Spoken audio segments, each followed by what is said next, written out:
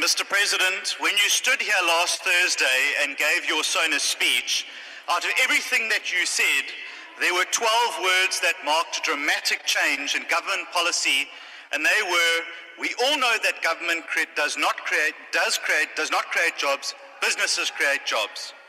While at face value this may seem obvious, for nearly 3 decades the ANC and national government have been in complete denial about this fact.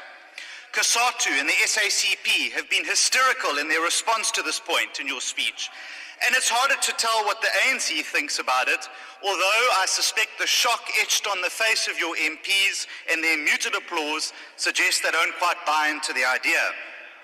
It's concerning that you now appear to be flip-flopping on this in your newsletter just on Monday. But it's an important ideological shift for government. It signals the understanding that government, ministers and officials need to get out of the way of business doing what it does best, and that is create jobs and grow the economy.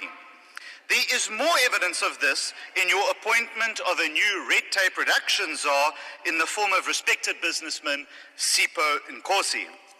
You clearly have run out of patience with Minister Patel, who was supposed to be the red tape champion reduction through his own unit. This can only be seen as a vote of no confidence in him because he absolutely loves red tape. And I see he's not even on the starting lineup for the ANC, which suggests even more bad news for him. Instead of working around him, Mr. President, why can't you just sack him? Mr. President, you spoke about finding a new consensus amongst social partners within 100 days to reignite economic recovery. But that's where you're wrong. You don't need consensus to do what is right. You can't run a country on consensus. You just need to get the job done. Because you'll never find consensus amongst the left and within your own party. Because your views on economic reforms are not aligned to the ANC's. South Africa urgently needs economic growth, and this will only happen if we have well thought out and calibrated policies to do so, of which localization is neither. And talking of consensus, there is much agreement amongst academics, economists, and the opposition that localization will cause more harm than good. It's a fundamental flaw that it is simplistically and naively assumes that if you create trade barriers to certain goods and then designate them for local production, that consumer demand will magically be created. And this is not how economics work, Mr. President, and you know that, which is why I guess you have seemingly toned down your enthusiasm for localization in this year's SONA. South Africa needs to be cost competitive when it comes to manufacturing, so that we can be export-driven economy and take advantage of the African Continental Free Trade Agreement.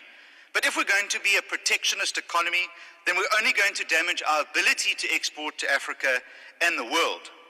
But in order to do this, we need functioning ports. Our ports are so inefficient that in the Durban harbour, they are only moving half the number of containers per hour than they did 2 years ago. However, what was concerning is you did not mention an intervention which is so desperately required in the Port of Cape Town. It is literally sinking under mismanagement and incompetence, which is leading to massive economic losses for the Western Cape.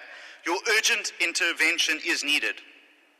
Mr. President, if those of us who understand how to get our economy going and growing can all agree that we need to put job creation at the center of our efforts and that only business can create jobs, then every single thing that government does needs to ensure that this happens. If there's a law that prohibits it, then repeal it. If there is a regulation that seeks to make it more difficult, then bin it. And if there is a minister that seeks to frustrate it, then fire them. You will have our support if you are prepared to follow through with those two crucial words. I thank you.